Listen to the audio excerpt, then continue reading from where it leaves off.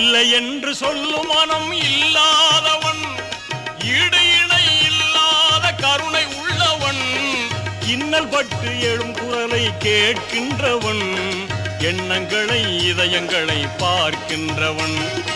இறைவனிடம் கையேந்துங்கள், அவன் இல்லை என்று சொல்லுவதில்லை.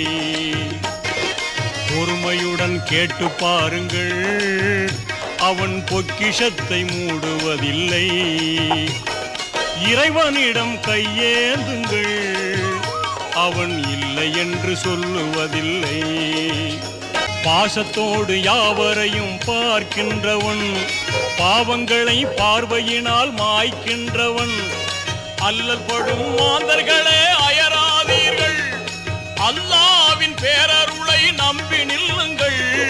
அவனிடத்தில் குறை அனைத்தும் சொல்லி காட்டுங்கள்.